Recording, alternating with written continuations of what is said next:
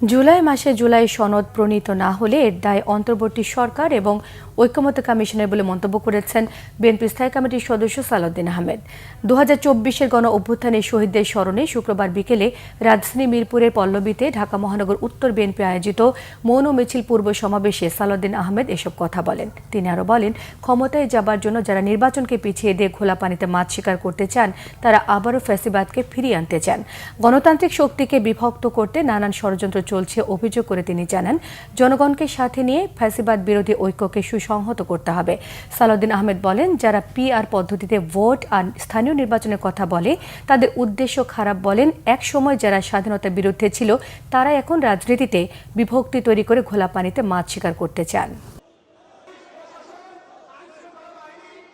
আজকে জুলাই মাসের 18 তারিখ যদি জুলাইয়ের ভিতরে জুলাই সনদ অর্থাৎ জাতীয় সনদ প্রণীত না হয়, সেজন্য দায়ী থাকবে এই সংস্কার কমিশন, ঐক্য কমিশন এবং এই অন্তর্বর্তীকালীন সরকার।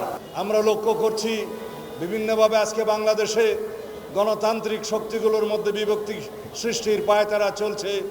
আমরা লক্ষ্য করছি বাংলাদেশের পক্ষের শক্তিসমূহে যারা ফ্যাসিবাদ বিরোধী গণতান্ত্রিক আন্দোলনে ঐক্যবদ্ধ হয়েছিল তাদের মধ্যে বিভক্তি সৃষ্টির বিভিন্ন রকমের ষড়যন্ত্র করা হচ্ছে।